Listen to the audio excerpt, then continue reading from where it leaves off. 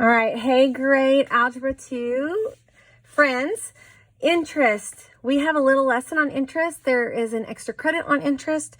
Wanting to review interest for a quick second. Interest is the extra part of money that you get. So remember how we talked about remembering we can kind of write that as part? Interest is the extra part of money that either you get for loaning someone some money or that you have to pay for borrowing money from somebody. So interest is always going to be your principal times your rate times the time that they have it. If your time is 1 year, we've often talked about just 1 year, then time will not be a part of your equation. It's technically there, but often we just remove those ones. But interest will always be principal times rate times time. It is the extra part that you get. Now, remember, just like if we had Legos and we were just going to move things around, this can be written in lots of different ways, but it means the exact same thing. If I wanted to solve my equation for principal, for the amount that I start out with, that's the principal amount. It's what you start with. If you go to school, the principal is the first and foremost person in charge of that building. So the principal amount of money that you start is what you start with, okay?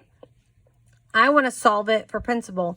Just as when we were talking about X wanting to go by himself because he's multiplied, same thing. Principal is multiplied times rate and times time. If I want to get rid of those, I'm going to have to divide them. I would divide by rate and time. If I do it to one side, I have to do it to the other side. I would divide by rate times time. So principal automatically equals interest divided by rate times time. If someone were to put this up, I'd say, wait, that doesn't look anything like part. But all we've done is rearrange our letters, rearrange what we have, our information.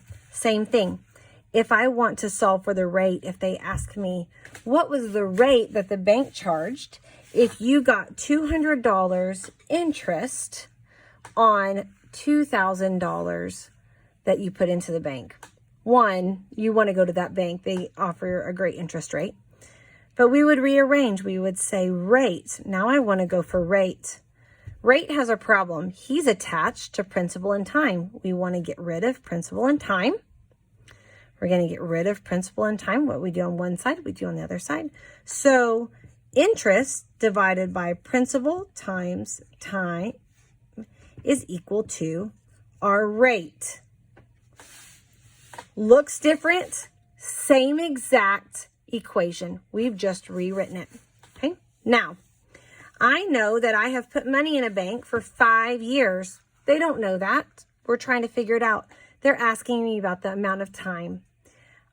If I want to solve an equation or they ask me for time, they give me the amount that I start with. They tell me what rate it's in and how much I have earned. Time has a problem. Principal and rate are on his back. We want to get rid of them, okay? So then we're going to divide both sides. It needs to look identical. What you do to one side, you do to the other. So time is going to be equal to interest divided by principal times rate. Okay? Different ways to rewrite it. It is all exactly the same. Don't get confused when you are shown a rewritten portion. It's the exact same thing. All they're doing is rearranging.